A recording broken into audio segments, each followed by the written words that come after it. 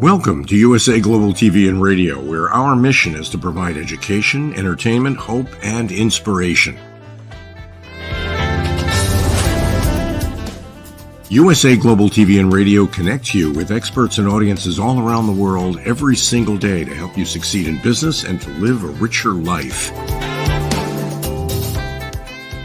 Visit us at usaglobaltv.com to learn about career and life-changing training and mentoring programs like the Listening Mentor. Subscribe to our newsletter to stay informed about our special programs and offers. Discover how you can become a guest on one of our shows or a host or producer of a USA Global TV and Radio show of your very own. That's USA Global TV and Radio, where the doctor is always in.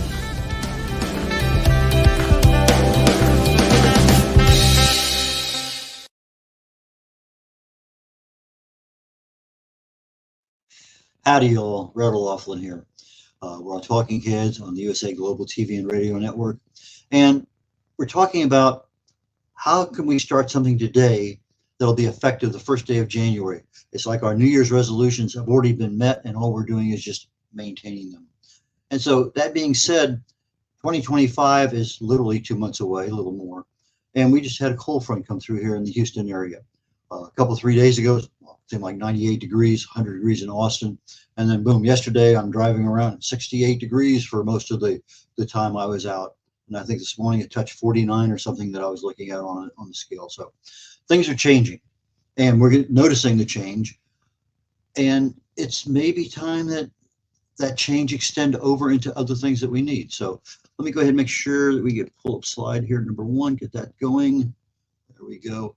Our show on the USA Global TV and Radio Network, Talking Heads, is seen on YouTube, Zizzle, East 360 TV, Amazon Fire. It's a live streaming show. There are some audio podcasts that are developed after that, but it's found in a lot of places, a couple different places on YouTube.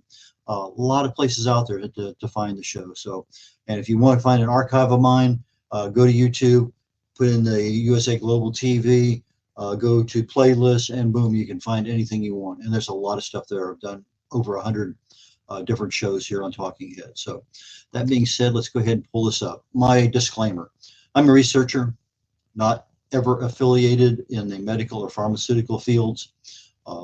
My first love is chemistry. My first degree was in chemistry. I love it. It's just one of those things that it's my passion. I use it every day, almost literally every day, to assess, evaluate what's going on in our bodies at the cellular level. I look for cause and effect relationships. You treat a cause, you can fix a problem generally. But if you're treating symptoms, you're just treating the symptom. If that cut finger you have never heals, why is it not healing? Now, putting the right medicine on it, I'm taking care of it according to the way the doctor has, but it's not healing. There's something wrong because the cause of the problem is not being addressed. Your body is not responding properly to whatever that cause is, and you need to do something else. Anyway, symptoms can hide the cause, and sometimes you're doing more damage than you need.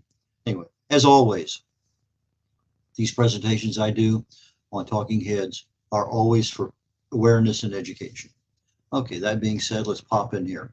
Most of what we've covered so far, I've talked about, and no matter what, you can do it. A book I wrote based on Dr. Maxwell Maltz's psychocybernetics. We're talking about the subconscious mind. So we spent the first few episodes of this topic talking about mindset. How do we get our minds adjusted and aligned so that we can actually start making some changes? Okay, that being said, let's pop into this thing. This is the last slide from last week. We were talking about making change. What are our habits, our lifestyle? Now, I read, I think, 5 or 6 books on Atkins in the mid-90s. Went back on active duty for the military, and I was looking for something to change. And so I went on Atkins. Boom. In 4 months, I lost 40-some pounds, 7 inches of my waist. I mean, this was from a weight loss perspective. I was eating everything I loved. Everything was absolutely going perfect. And I did this for about 6 years, had no problems at all. At least I didn't think so. I get off active duty. I find out that my Bone density has changed significantly. You know, lifting weights for a long time, months, I mean, not months, years, decades, running. One thing I noticed on Atkins, I could not run. I could go out and run for an hour, hour and a half without a problem, 6, 8 miles more, no problem. I couldn't run 2 miles on Atkins because I didn't have any reserves. My body just didn't have anything there. The fat was, like I say, rolling off. There just wasn't any reserve uh, power in my body. So, okay, fine. I could run a mile or two, not 6 or 8. Okay, I can live with that. But what hit me was I had my first bone density test, and whoa, what is going on? I eventually found out that in the options that I had with Atkins, my body turned acidic because I was eating proteins and fats, almost everything. I was not eating my carbs. I wasn't eating carbs, maybe 10 grams or less a day. My goal was 20 or less, but most of the time I was under 10. But I wasn't eating any fruits or vegetables, just zero. Uh, so when I started finding out what causes things to happen, when I have an acidic body, that opens the world for disease. It opens the world for weight gain. You know, when I lost 10 pounds on Atkins the first 2 weeks, it's all water weight loss. I would go down from Germany to Rome or some other place in Italy and pig out for a weekend. Carbs, wine, bread, come back. I'd be 12 pounds heavier. 2 weeks later, I'm back down to where I was. So there's a lot of things there with what you're doing. So, but I found a better thing called Wahls protocol.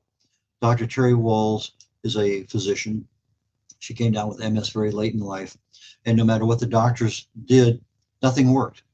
It got worse and worse. She ended up in a wheelchair. She finally did a study on the autoimmune system, and she came out with this book that she wrote called The Wahls Protocol. For our audio audience, it's Wahls, Dr. Terry Wahls. And she put herself on this thing. She'd been in a wheelchair for years. She was able to walk using a walker in 3 months. A month later, she was walking using a cane. By the end of the year, she was bicycling 18 miles. I put my wife on the Wahls protocol because at the end of her chemo cycle for breast cancer, I extended the break in between chemo and radiation. The doctor didn't want to do it, but she needed some time to recover. I put her on the Wahls protocol, both of us, so we could share the experience. And it's basically leafy green vegetables, 1 cup, colored fruits and vegetables where the color goes all the way through the entire plant, 1 cup, uh, vegetables or vegetables with a lot of sulfur in it. Again, 1 cup, and then 3 or 4 ounces of good protein along with the good quality oil, fat. And believe it or not, the biggest problem she had with her chemo was fatigue. We got most of the other side effects taken care of, but fatigue, 1, 2, 3, 2 hour, 3 hour naps a day, just no matter what, tired, not eating, just going to bed. Okay. Within 48 hours, actually 48 hours after we started her on the Wahls protocol, her fatigue disappeared, literally disappeared overnight. 7 days after we started, she's volunteering her time back at the church. It took about, I think, 4, maybe 5 weeks to get through the radiation phase. The very last day of radiation, we'd been on the diet now for a month or so, and we left Houston, Texas, drove 2 days to Jacksonville, Florida, 1,000 miles. I picked up a U-Haul, brought my parents' estate stuff back. She followed me by herself, 500 miles driving each day. No fatigue, no problems. All because I say it's Wahls protocol. Why does the Wahls protocol work? Because it gives you balanced nutrition. You're no longer deficient in anything of 30 plus 31, 32 needed nutrients the body has to have on a daily basis. So if the body's not deficient in anything, it's operating at an ideal level. It gives your body an alkaline environment. In other words, you take your pH of your body and you're finding out that, hey, I'm 7.4, 7.5, 7.6, as opposed to 6.4, 6.5. So 7 is neutral. Anything less than 7 is acidic. Anything more than 7 is alkaline. What I found out on the Atkins diet, because I was so heavily into the acidic fruits, I'm not carbohydrate, no carbs, so heavily into fats and proteins, like a ketogenic diet, that I was leaching calcium from my bones to keep my pH of my bloodstream in the normal range, 7.35 to 7.45. So I'm doing harm to my body by taking calcium out of my bones just to maintain some other aspect of my physiology that I shouldn't have ever had to worry about. But without that, there's other issues, with fatigue, weight loss, nutrition. It's just a lot of issues surrounding any kind of weight loss. So just because you master one and it works doesn't mean it's the healthiest thing. There's a lot of things in there. I read 6 books. I came back, I read 2 more. I never found anything in Atkins that talked about acidic and alkalinity and bone loss and issues. So anyway, pass that on for what it's worth. But the other issue I found out very, very rapidly on any kind of Atkins diet is the fact that you need fiber. Otherwise, you're constipated and you're not a happy camper. But if I'm eating a lot of fruits and vegetables and supplementing with a little bit of fiber, I'm a happy camper. Now, I want to start talking about a personal health dashboard. And we're talking about something that can be paper. I have paper here, or it could be a spreadsheet, Excel, whatever, that we have things to doing. I'm actually developing a Excel spreadsheet, but it gives me a record of everything there. That's super important because I can go back and see, well, I was working then, it's not working now, why? But I can also pick up trends, and that's the thing that will make you happy. Okay, I'm starting to see that line go the way I want it to go. Okay. I'm very, very strong believer if you want to make a change, you got to write it down. I'm at that age now. If I don't write something down, I don't remember it. And if I want to do something and it's not written down, now my memory's used to be great, but now it's not as easy. Now, do I need an electronic memo? I do that all the time. I'll set my alarm clocks to remind me of this. Both worlds are really good. But when I'm writing, my fingertips have a pen and I'm writing something, there's a connection between the tip of that pen on the paper, the letters, the words I'm forming, going back through my arm muscles, back to my brain. And there is something there that actually connects and makes a stronger bond. But I'm developing this vehicle, as I call it, a dashboard, that's going to be something that I can visually see my progress. If all I'm looking at is I step on the scales, once a week and I'm saying I'm down 2 pounds, well, that's fine, but I'm not seeing anything other than that. It's okay, but it's not optimal. But I'm looking for something that I can update easily. I don't want to have a major deal where I got to go in and spend 10 minutes updating every single day. No, let's make this thing easy. I want to be able to print it so I can see things, keep a record. I want to be able to track and trend. If I want to graph things, I can do that. I want to be something that my preference is desktop. Some people's preference are their phones. We all have our preferences. But I say absolutely 3, no more. There may be other ones that evolve out of that, but we want something manageable. We want something easy. We want something we can control. So if I pick 3, maybe I start one now, in 2 weeks I start the other one, and 2 weeks after that, it doesn't matter. I have 3 that I'm working on. I want to be able to say I have a beginning date and an end date. Let's say that I'll be talking about my beginning date is November 1st. That's going to be my start date for everything I'm doing, all 3 of them. Okay, when's my end date?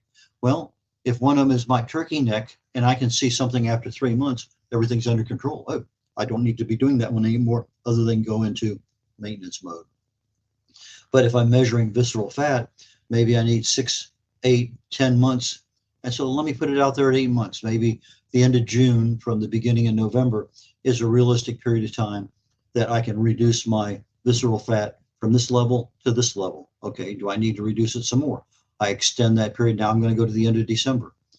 We have choices we can make. We have things we can change. If for some other reason something else happens in our lives and I can't do that one right now, let me just stick with 2. Stick with 2. Accountability, I think, is one of the main factors things work. So if I'm going to be telling somebody, my wife, my friend, my audience, what's going on, then I have accountability of what I'm doing to someone else. It's not like, well, I don't have to tell anybody, so I'm just going to not worry about it. And I also need to know why I'm doing it. That's probably as big a reason as anything else. So let's kind of work on down. So if I'm looking at my why on my creating my dashboard, well, visceral fat, it affects so many things in my health. So if I'm controlling my visceral fat and getting rid of it, great. Now, I saw a little video yesterday by a doctor, cardiologist, a surgeon, and he was saying, just opening a heart is not so big a deal. That's pretty standard. But finding the heart when there's a lot of visceral fat is a big deal, because that visceral fat gets around our organs and just kind of loads up everything. And it becomes an extra layer of difficulty for the surgeon to get through that doesn't need to be there. So if I can reduce a risk of disease around my liver, I don't have a gallbladder anymore, but pancreas, heart, then I'm improving my overall longevity and my overall quality of health. Okay, my turkey neck, I want to get rid of that. Improve my appearance. Okay, we all have a little bit of vanity, but I want to maintain and improve the quality of my life. And so reducing disease, improving my appearance makes me feel better, look better, work better, act better. But if I want to, my last one is balance. I want to prevent falls. I see too many people my age or older, actually younger too, that have fallen, fractured something, broken something. Now their quality of life sucks. And there's just too many things going on. But if I'm maintaining, improving my balance, then I can maintain and improve my mobility, which makes my life better quality. Now, secondary benefits, lots of them. Lower blood pressure, lose some weight, better stability, more strength. Just so many things that are benefited by doing those. When I look at goals, I'm reminded of Vince Placente. He's written many books. One in particular I remember is The Ant and the Elephant. The ant on the back of the elephant's trying to tell the elephant where to go. Well, ants don't speak elephant language. Elephants can't understand ant language. But the elephant is representative of your subconscious mind. The ant is representative of your conscious brain. So you have a conscious brain the size of an ant, your subconscious mind the size of an elephant, and that is what you have to work with. Now, we've been talking about mindset. One of the things that Vince did, he partnered up with another guy to do a slalom. He's a Canadian, and he wanted to get in the Olympics. And he and the other guy begged, borrowed, stole a slalom, not slalom, what do you call it? Slalom, for lack of a better word right now. Anyway, they practice. I get to the trials, really didn't get through everything. And they did a lot of stuff. Didn't get selected. He's at the Olympics in Canada, and he's watching the Canadian team come in, and his partner down there is walking with everyone else. And he's flabbergasted. How did he get into the Olympics and I didn't? So they're looking at things that are going on. He's thinking to himself, I'm going to be in the next Olympics. 4 years, doesn't matter. He found a sport that was being created that's downhill skiing. Literally, you're falling out. You're actually going faster than if you were falling because you're skiing over snow and ice. And he set up his mindset to, this is what I'm going to do. He did so many different things. But one of the little things that he did was he put gold dots everywhere he went. On his mirror when he's brushing his teeth in the morning, on the edge of his bed when he got ready to go to bed, on the side of his TV set, next to his coffee, at work, on his car. Everywhere he went, he'd see the gold dot and stop. And he would have an emotional connection with the visualization of his success. So if I'm saying, I got to lose 40, 50, 60 pounds, maybe the gold dot is I need to do some visualization. I need to get that emotional connection to my subconscious mind that's in charge of everything. So if I'm not doing that, I'm going down the path of I've always failed. My subconscious mind will guarantee failure again. But my subconscious mind has a hole. It does not know the difference between real and imagined. So if I can imagine success every day, 10 times a day, 100 times a day, all those tall piles of failure are now being equaled by success and above. So at some point in time, the success visualizations are going to exceed the failures. And now all of a sudden, your subconscious mind is going to start helping you. A lot of issues there that can be overcome just with that emotional connection. You're feeling it, and you're feeling it all day long, but you have to stop and get into the moment, even if it's for just a couple seconds. You're at the stoplight. Take 2 seconds to visualize. Just get that feeling in the body that you're standing there, you're down 60 pounds, you're number one, you got the gold medal, whatever that goal is you want to have. That's that visualization that will help you get through this. Okay. It's also nice to know what caused your problem. If I have visceral fat, what causes visceral fat? Well, genetics is one, about 5% of the time, but epigenetically, in other words, the lifestyle choices I choose can turn that light switch off for that gene, or turn that switch on for the gene that needs to be gone. Genetics are just basically light switches. They get turned on or off depending on the lifestyle choices we do. But my diet also affects my visceral fat. My level of exercise affects how much I have. How much unmanaged stress that I build up in my body affects how much visceral fat I have. The quality of my sleep affects it. The amount of alcohol I drink affects it. All of those things are controllable, but I want to make incremental changes. Let's take the last one, alcohol. If I have 4 beers a night, maybe I need to start out this week and only have 3. I'm making an incremental change. I can do 3. I don't have to do 4. Okay, next week, maybe I'll look at 2. Maybe I get into that 3rd beer and I get halfway through it. Okay, fine. I don't need the rest of it. Pour it down the sink. I'm starting to change incrementally what I'm doing where my expectations are being met. Okay, I want to get, not want, I need, not we, not want, not need. I expect to get to 2 beers this week. Okay, maybe you go a little bit over, but you're making progress. So where do you start? That's up to you. You have to figure out, where is that start? Is it on the diet, the exercise? For me, I'm talking about the stress, the sleep, a lot of areas to start, but pick one and start. I want something that's easy. I want to see success. I want to see it in 14 days. I need to focus on something, not all of them, even though I could. Let's see some success. So if I take diet, I know that removing carbs is going to work. Boom. That's a big part of visceral fat, really and truly is. It's going to reduce my fat. It's going to reduce my weight. I know I'm going to see something in 14 days. Now, for the last week plus, I've been really reducing carbohydrates. And I'm starting to see, 4 pounds off here, maybe a ½ inch off here. So I'm starting to see some level of change. But it's something that I want to be able to focus on. That is my prime goal in life. Focus on that one. Incremental change. Do it every day. So if I'm eating every day, do I want to skip lunch? OMAD, 1 meal a day, options, intermittent fasting. Do I need supplements for something I'm not eating? So I got to look at, what am I not eating that might cause deficiencies? And maybe I need to supplement on vitamin K2 or vitamin D3 or magnesium or something else. Take a good look at what you're missing, something by what I'm doing right now to make the change. If I am, make a change incrementally. Eat healthier, make healthier choices when you're shopping, but understand the consequences of what's going on. Now, I need to measure and know where I am. I need to get baseline. Where am I at? Am I 200 pounds and I want to get to 160? Okay, I know where I am. I know where I want to go. Well, with my visceral fat, I step on this smart weight scale barefoot. It sends a little electric current through my body. Boom, in literally about 4 seconds, I have information on my phone. I got 15 to 12 different things that I can measure. I'm only interested in visceral fat. Everything else is unimportant to me. So I have the ability to measure. Other things are going to happen. My clothes are going to fit better. I'm going to lose inches. I'm going to look better, etc. My physical ability, can I do things better? Go up a set of stairs without huffing and puffing. Be able to walk to the car more comfortably.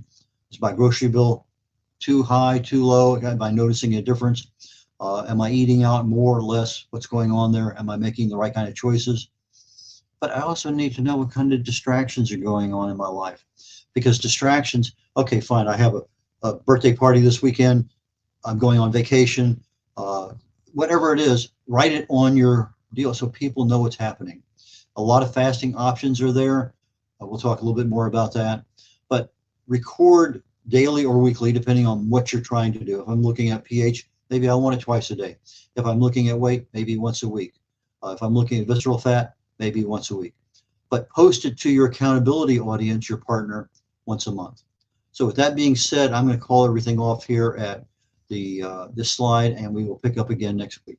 So with that being said, Red O'Laughlin here on Talking Heads on the USA Global TV and Radio Network, and I look forward to seeing you next week. And with that, take care, y'all. Bye now.